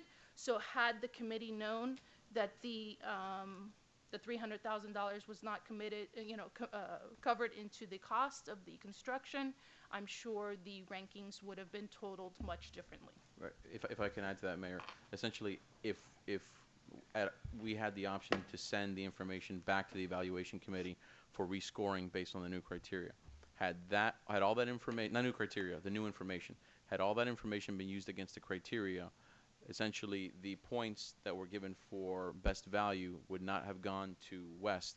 They would have gone to Stonehenge, and the spread between the two of them wouldn't be 1 point. It would be, I don't know exactly what the math would have been, but it would have been much more significant in light of the difference, because they would no longer have the points for being best value. Well, not only that, the fact that they're kind of give you a little question mark that they didn't include the things that they needed including in their bid. Then you have a question mark of what might be unearthed after that. So Well, it could be null and void based on that. So Yeah. I think that we're actually going. Okay, that's my statement. Do we, certainly this is included, Stonehenge has included these components, right? Yes. Yes. Okay. I have a question here. If we were to decide to go through the process, would that set the project behind Certainly. And what do you mean by the process? of having people, Well, the only purpose was for presentations would be to possibly, have them present to you what they've proposed already. This is not like the other projects, which was the construction of the rec center and the construction of the pool. These are not this is not a design build construction project. This was a project that was designed by George and his team, was presented through an RFP process. So basically the contractors are building the senior center to the design that is already given to them on the set of plans. Whereas, let's say when we did the pool, they came back and there was several alternates. There were several, there was going to be 6 lanes as opposed to 4 lanes that was actually bid. So it changed the designs a lot on that. So This is basically charging us for what we want. They're charging us what they feel the cost is to build the design that George Ferreira designed for us, which council approved. but also the quality of their work? Well, I mean, as far as the reputation of this company and everything, that's the research that was done in order to choose them. But remember, that if West wouldn't have done the right thing in the first place, they might have been number 1. But even then they would have been over of what Stonehenge has probably would not have been ranked in number 1. And as the attorney said, the different would have been different points ranking. The 240 that Stonehenge got is the 240. You can't go ahead and justify that somebody comes up with another $300, and that concerns me because they have to do this for the cost that they're telling us they're going to do it for. They have to do it, and it gives me a little bit of concern that somebody goes into the bid and then is $300,000 short, and not knowing that they don't have the kitchen and the different things in it. It bothers me. Right before we're voting on it.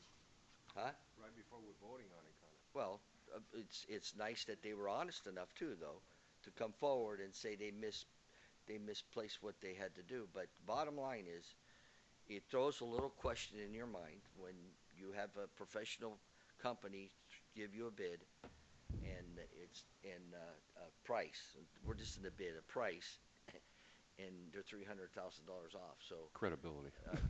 I don't want to Well, go that that's, far. It's just a I'll say mistake. it It's if just you a don't want mistake. to. So I think that as far as these companies coming in and they're just going to do showmanship of selling us to pay extra money for for them to do it. They want us to pay extra money above Stonehenge. Stonehenge. Stonehenge. So I think it's be really great if we can approve this and they can get started in July. I was almost tempted to, as a matter of fact, what Ms. Owens had to say a moment ago, I was kind of prepared to think about it a little harder. But after that explanation, which I appreciated, I didn't know what the scenario of events was that caused this to happen. So we gained nothing by dragging them in here and listening to the presentations at this point, I don't think. But thank you, Neri. Mayor? Sure. Tammy, so the difference between the two projects is 5,241,365 compared to 5,196. So You're what is talking that? about the two recommendations? Yes, the two. It's not 300,000 more. It's how much is the difference between the two? Between Well- West Stone- Construction Uh-huh. and Stonehenge? Right.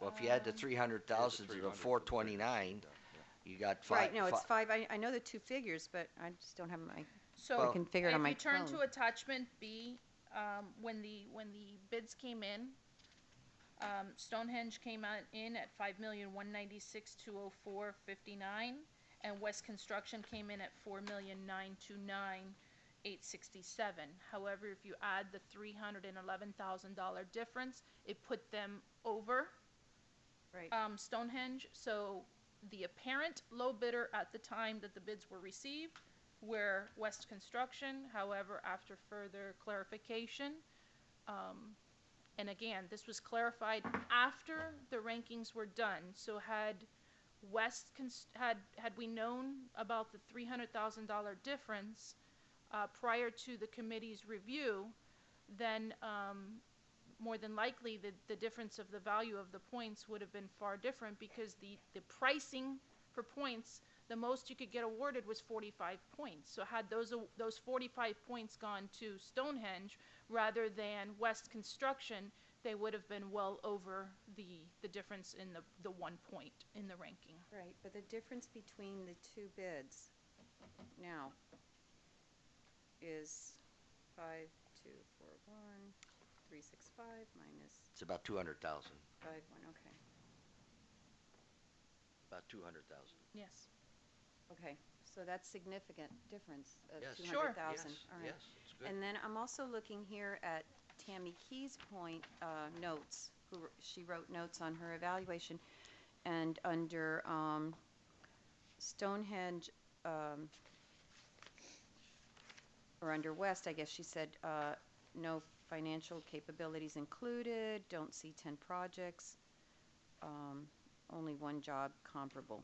So, And again, that was just one committee member's Mhm. evaluations. As a whole, those points were added up once each committee member submitted those rankings to me, and Yanelkis and I worked on the total point system. Remember, as far as this goes, and correct me if I'm wrong, we have to justify if we're going to go with another bidder that's over the as far as a municipality that's going for this money, we have to justify why we would pass over the lowest bidder. well, I think 200,000 difference is significant. No, I mean if you weren't to Right, go I with the understand. one, if you were to go with one of the other ones, now that you have the lowest bidder, you really got to justify why you would spend more money and not go with them.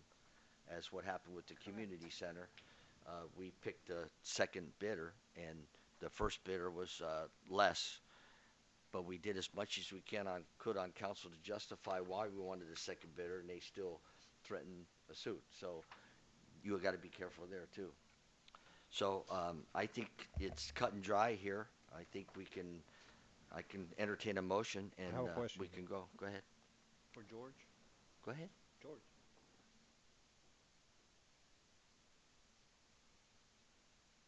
Mr. Mayor, council members. I was just wondering, have you worked with this company before? Actually, they finished completing the Dolphin Park and Ride, which our firm did the design criteria package for. So I have been able to see their work and their quality of work. So, yes, I have. So we're talking about, which firm are you talking about? Stonehenge. Okay. That's Yes. the one I was talking about. Yes. So you feel comfortable working with them? Yes, sir. Okay. Have you worked with the other one? No, I have not. That's all I have, Mayor. Thank you. Okay. I'll make a motion that we follow the recommendation. I'll second to that. go with this. Second. Any further discussion? Call the vote. Vice Mayor Best. Aye. Councilwoman Mitchell. Yes. Councilwoman Zapata. Yes. Councilman Peter Hernandez. Yes. Mayor Bain. Yes. Okay, we go to, Good luck going forward, Tammy. well, I might have a place to go in 365 days. Bobby, you can go tomorrow. All right, all right. Can we take 5 minutes? For what? Yeah, We're almost done. All right, here. No, come on. You got to. All right, we go to request of discussion about annexation. Am I right? Yes. Yeah. Council Mitchell.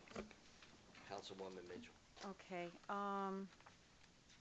I just wanted to bring this up with the rest of the council.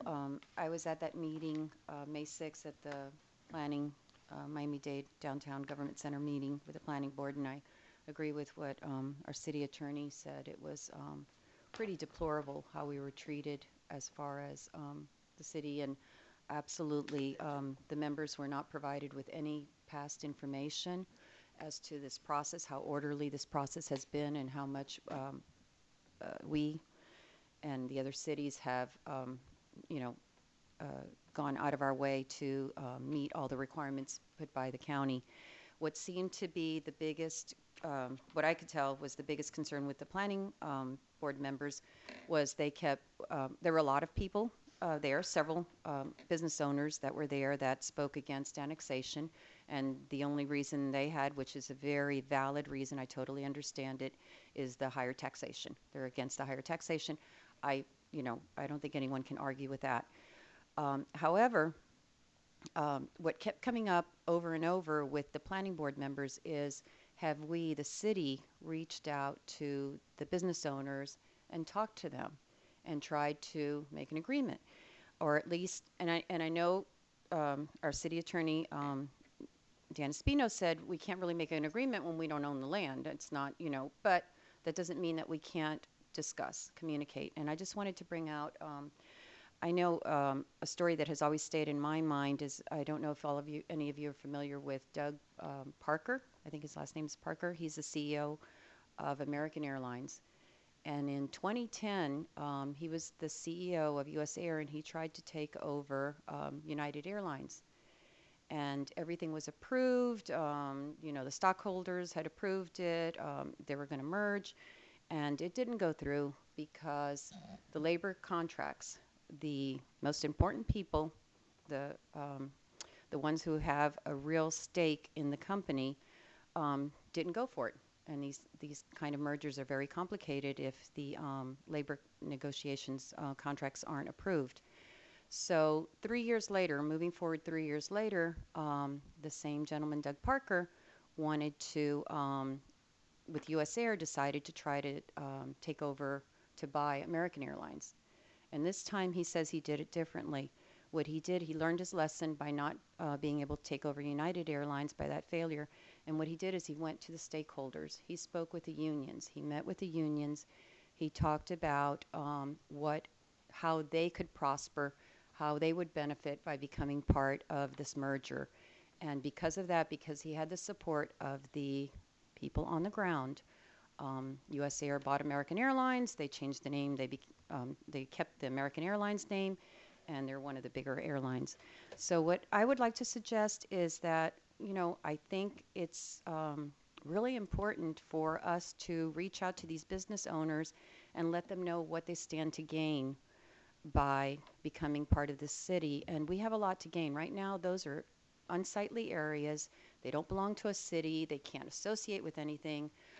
Being associated with Miami Springs, with a city that has a community, a golf course, a historic mansion, a central business district, is a lot to benefit, has a lot of benefits for them. And someday, in a few years, when Doral, people run away from Doral because it's so crowded and the traffic is so horrible and all this, Miami Springs is going to shine. So I was going to propose that we, similar to the FAA, the FAA, what was that called? A open house that the FAA held. And I thought they did an exceptional job of, most of us went there expecting to hear bad news, and the FAA did an exceptional job of just having a lot of representatives there, a meet and greet, and answering our questions, that perhaps we do something similar at our golf course and invite the business owners there. And I say this because I have a friend who's a resident here in Miami Springs who happens to be a business owner over there. And he said that, he's told me that there are a lot of business owners there who aren't necessarily for annexation, but they're not necessarily against it. They just are ambivalent about it. They haven't heard anything from us to tell them why they would benefit being part of Okay. our community. All right, we did do this back in the day. We did reach out to them. We did everything you're talking about. We did do that. We sent out information, and we did do that. All that was done. We sent postcards. I think that as far as what you're talking about, you're very naive of what you're saying. Very naive. There's more to this. There's more to this within the political realm of the Dade County and what's going on here. That your situation. I'm not. I mean, I don't know. We're being sued by them on that side of on that side. By some of them. Yeah. Well, we're being sued. We're being sued. But to go ahead and think that that's going to make the table turn for annexation is ludicrous. It's all about the negotiations with the county and the people that are there. They're going to make the decision. How we can go ahead and allow them. It's been 16 years. And I just can't understand that they have to make a yes or no decision on the board to let us know if we have annexation or not. I talked to the commissioner between the last meeting and this meeting, and I expressed our concerns from the city. She's going to look into what her legal rights are or procedure is, and she's going to go to the county and go for an up or down vote. Now, if she can do that, that's her position right now. She'll support Miami Springs in any venture that the majority of the town wants and this council wants to do, but that's where we stand.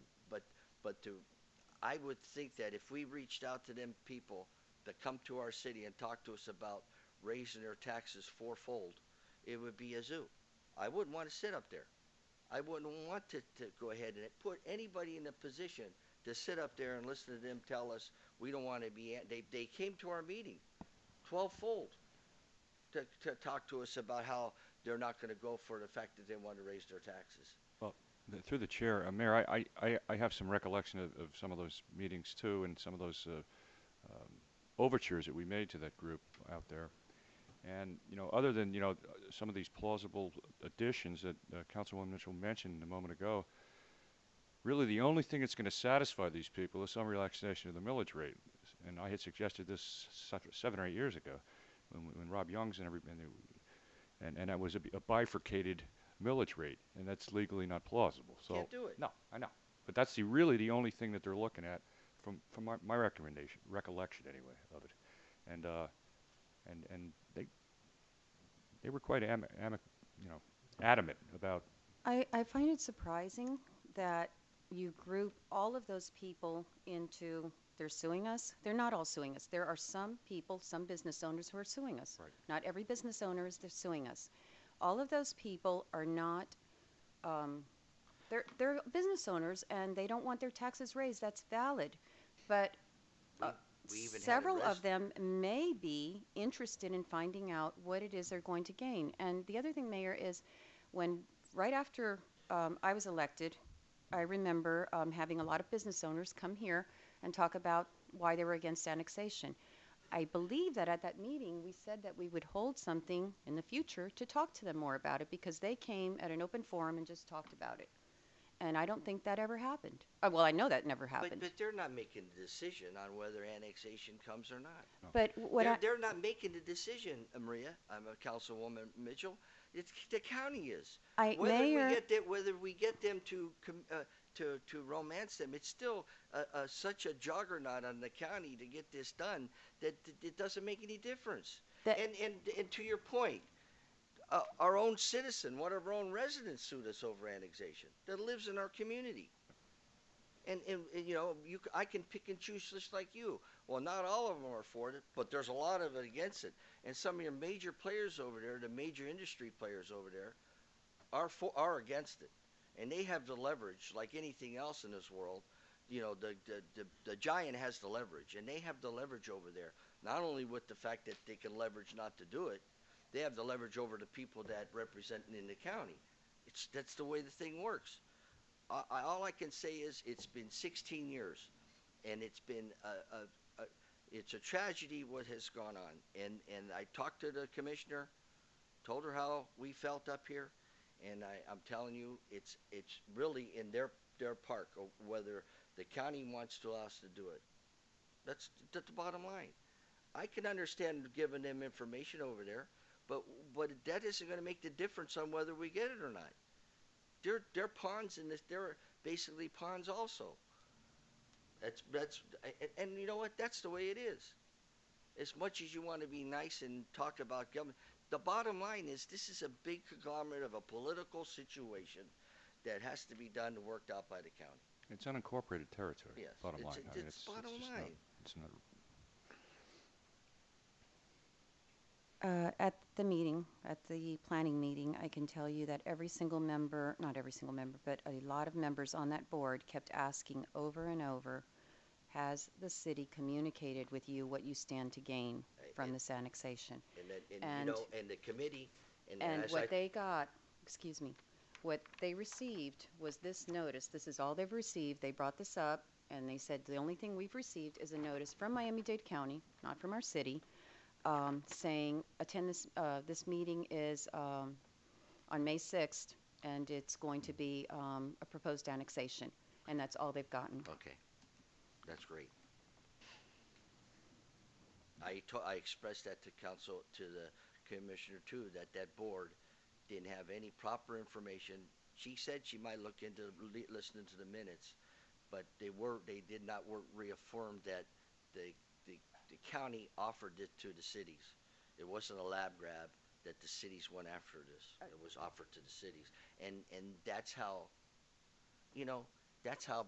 As much as you say about information, that's how bad it is that they had a committee that doesn't even know, made a decision on this that they weren't there 16 years ago.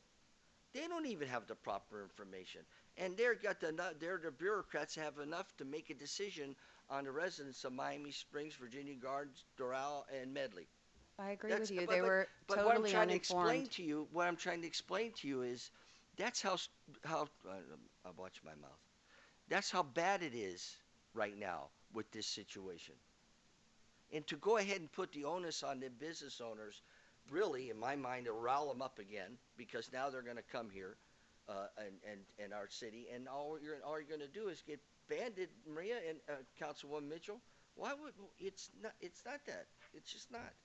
I'll do whatever city council wants to do, but I'm not going to vote to give any information to them people or spend any money on it. Okay, my only purpose here was to discuss this, think about it. I think you can we revisit discussed it good. There's that's just something that's going to keep coming up, is how much we've reached out to those owners. And if I was an owner there, I would feel like it would be nice if the city had tried to communicate with me. Okay, thank you. That's it. Anybody have any other comments? Okay, we go to a request by Councilwoman Zapata to discuss residents' concerns on the dog park.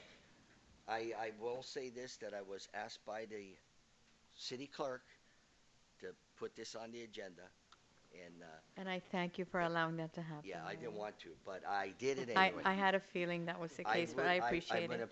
You can do whatever you want to do, but I'm going to preface it by, I believe that we should defer this tonight and publicize it so that you can get the people here that are concerned about The this. dog people, absolutely.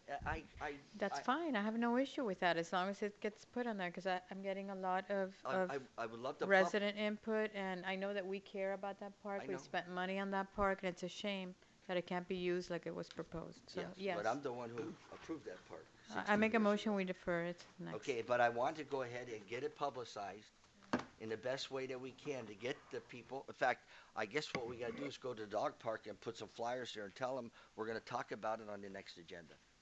I think then it, because there's beautiful people here, but there's not enough of them. A lot of the people in Miami Springs are not using the park right now. So we need to put it out there beyond the park because they're not going to see it. They're not going there anymore. Yeah. Myself included. Okay. Okay.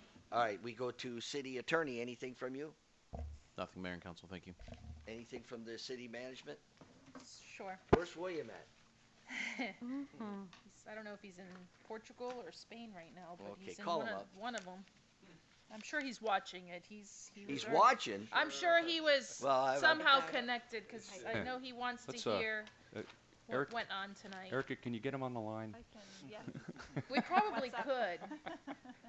Crack up, wouldn't you? Okay, so we have Yoga at the Circle, June 5th and the 19th. It seems to be working out well that it's on Wednesdays from 7 p.m. to 8 p.m. So make sure to bring your blankets, towels, and water. We have the opening art reception at City Hall Monday, June 10th at 6:30 with some lighted doors, refreshments, and all for new artwork that will be displayed from the Hibiscus Art Guilds. We have the 2019 Summer Get Fit Camp, which the first session starts the week of June 10th. We have, and I want to make an announcement to make sure that everybody is aware that we have lap swimming, which starts at 7 a.m. on Tuesdays and Thursdays only. So if you did not know that the Aquatic Center opens up at 7 a.m. for those Tuesdays and Thursdays, for all you people who want to go out there and do some lap swimming before you go into work. Sorry, you and me tomorrow, next Thursday, right? Summer camp, which is completely booked, but it will begins June 10th, Monday, June 10th, and that's all I have. Okay, anything from Mr. Councilman Petrolanga? I do. I have a few things tonight. Last time I had nothing, so indulge me, please. Last night? Last I know. night. Oh, last night. All right. First of all, I want to congratulate the Vice Mayor for doing such a good job yesterday during the Memorial Day event. He always does a good job, but we have to recognize that, the Mayor. Also, I want to congratulate Principal of the Year Veloso for coming over here tonight and for all his hard work. I also want to thank everyone up here for helping me, and this has been a teamwork, getting that school where it needs to be to improve, increase their enrollment, and it's been a team project, teamwork up here. I want to thank everyone for helping out with that. Number three, I just want to congratulate the Miami Springs Senior High School baseball team for winning the regional. That's all I'm going to say because I know the Vice Mayor has a lot more to say, and I don't want to step in his shoes, and I don't want him to get mad at me and tell me a few things. But I want to congratulate them. And the last thing I want to say, Mayor, is concerning the overnight parking. I think you suggested I bring it up here. That's something I'd like to see. You want to put on the next meeting? Please, yes. The next meeting we'll put on the agenda. I'd like us to Overnight address that parking. issue for the next meeting, see if we can come up to some consensus. We got it. I've had residents that come up to me and they suggest that I continue with that because I brought this up one of the meetings and it kind of died. So I want to bring it up to make sure that we either do it as a group or we don't do it as a group, but do it as a group. Thank you. That's all I have, Mayor. Thank you, teacher. Thank you, sir. Thank you. Thank you, Mayor. Do you want to? You want to go now, Councilman Best? Yeah, sure. Yeah, fine. Go ahead. Yeah. Had a call last Friday. Sorry. Crackers restaurant. I don't know if any of you did as well, but Jeff said, "Can you come by my business for a minute?" And I drove over there. First of all, I couldn't get in there. Every road leading in, I forget exactly the names of all of them, but there's like 2 or 3 different ways to get in there to where Crackers is on Canal Street. Every road was closed.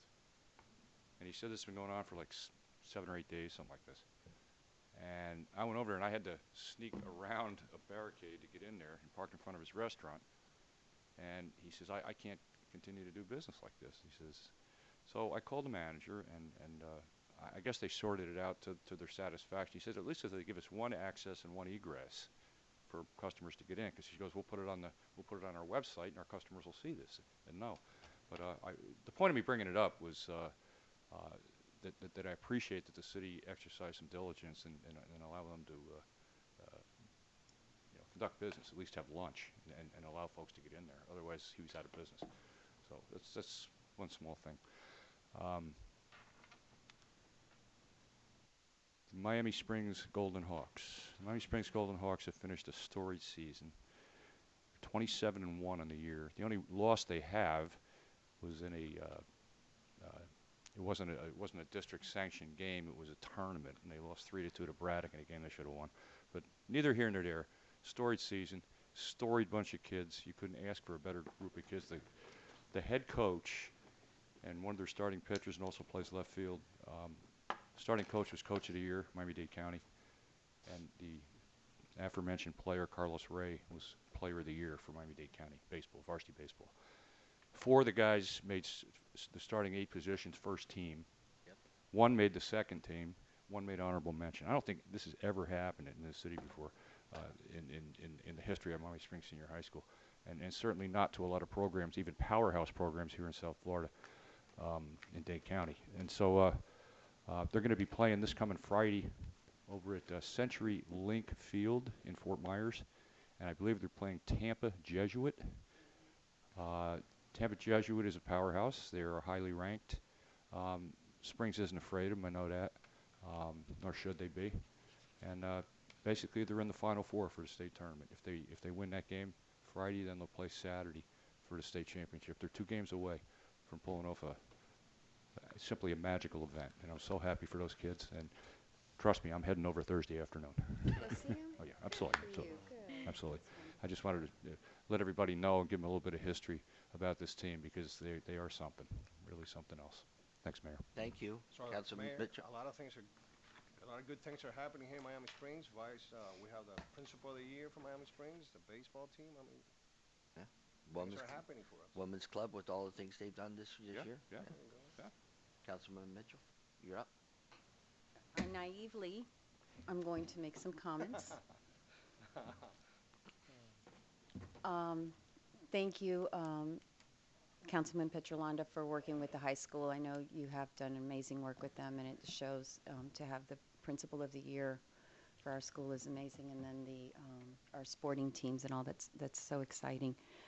I think little by little, Miami Springs, our schools are, coming back to the same recognition that they used to have as some of the best schools. For some reason, people have looked elsewhere, but I'm hearing a lot of good things about our public schools. And the other thing I just wanted to mention with the Women's Club again, that what was amazing about them getting the recognition for the conservation projects, for the 4 conservation projects in 30 days, is that they're not a conservation club. They're not the Sierra Club or anything. They just happen to do this along with all the other activities and projects that they do.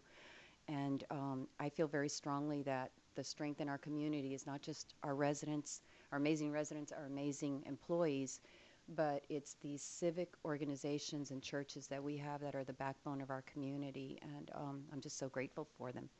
So thank you, and congratulations to everyone on the Memorial Day celebrations. Even though I was out of town, I heard they were fantastic. It's too bad we missed you. We did miss you. That's it? Thank you. I just want to begin by congratulating Councilman Best. You did an awesome job, like you always do at the Memorial Day event. And, it's one of those events where we come together as a community. I don't know too many communities that celebrate that, commemorate that the way that we do. So kudos to you. And yes, we missed you, Maria. Yeah, we did. But I know you had your daughter's wedding. Congratulations on that. Thank you. The other thing I want to say is about our schools, and I agree that our schools in Miami Springs are coming to, some of them had lost some faith from people, and I know that we have charters. Our charters are also doing very good. Congratulations to one of our administrators who's here from the AIA. I had Miami Springs Middle share with me a video that I asked, I think Tammy or somebody in the city to please, Susel. Share it with the Education Advisory Board. I think it would be a good idea if each of you had an opportunity to see that, because she's produced a video that highlights some of the really good things that are happening in the middle school. We have a new principal, and she's working very hard to change the perception of that school, and heaven knows, you know, we need that to happen. So just wanted to give you a heads up that that was out there, and I'll share the video. We shared it on social media too. Yeah, it's very nice what they put together. Well, you know, Councilman Best did a great job on Monday, but we got to give credit to Bill Tallman. Oh, absolutely. For, Oh, for first and the foremost. for giving us the names, and Councilman Best said this. I'm not going to take any credit for it, but the bottom line is the names that were the people that lost their lives from our little community, how much that our little community means to the nation for protection, that we can contribute like that. Was really nice of Bill to do that research, and as Councilman Best said, the Girl Scouts Mhm. had all them names on their own research. So being the gentleman that he is, he correlated that with Bill Tallman, and it all came to very nice coordination by accident. Correct? It almost fell into our hands. I Yeah. mean, because So- because he hadn't approached us on this, and Yeah. right at the end, he come up. He says, "You mind if I say a few words?" He Yeah. said, "I says, well, Bill, I mean, it's, when he got so," and he had like 16 pages, you know. And I said, "Bill, you know, he can't be." No, he did a good And job. yeah, he bioed it, and he did Did a a good nice job. job, Bill. Mhm. It was Yeah. good for And good then for recognizing him. the Boy Scouts, after the ceremony, they went ahead and burned the flags in the proper procedure to show people. I had one gentleman come up and say, "Well, you're only allowed to burn the flags on Flag Day." I said, "No, there's a whole procedure in how you do it." And I said, "If you walk over there, the Boy Scouts will teach you everything you need to know about how to burn a flag, the stripes first, Right. stars last." And I don't know how long they were there after we left. They were there a long. They had like 3 laundry bags full of Yeah, flags. and I they know were- that. and So so it that was was- the inaugural for the And fire pit. I had the opportunity to speak at the Eagle Scouts. There were 3 Eagle Scouts this year from Miami Springs, and one's going to Cornell. Wow. Believe it or not, smart kid. Good New York school. Yep, and I got able to speak, and it was a neat situation on how these Eagle Scouts, what they have to do to get to be an Eagle Scout, and how much it means to them when they go forward for an application and their resume, what it really means to them. It's pretty good, but what was expressed to me, the most important part of that was how much the parents have to be active in them Boy Scouts going through it, and the parents behind them 3 individuals were top notch. So it was honored to be asked to do that. I wanted to talk about I had a 2-hour meeting with Commissioner Sosa, Bill Talbert, city manager was with us, about the bed tax situation. Oh, and Brian Avilar was there. There's been movement. Good movement. We'll see what happens. Commissioner Sosa seems to be behind it now. We're looking at different avenues of what we got to do to maybe get that money. But I think Brian said something that was very important in the meeting, that if we don't do something locally, we'll take care of it at the state next session. So they have their task now. They have their task with the commissioner to. They were all appointed things. I wasn't appointed anything to do, but they were all appointed something to do by the commissioner. But when Brian said that, their eyes kind of bulged a little bit, you know, that evidently he must have had the votes this year, but he went for something else right now. So I think if we be patient and stick together as a council, something might happen for that. And I thank her for allowing us to do that. But we sat there for 2 hours, and that was nice of her to accommodate. The next meeting will be here. Yeah. At our own center, our own situation. There was one other thing, but I'll remember it after I do the gavel. This meeting's adjourned.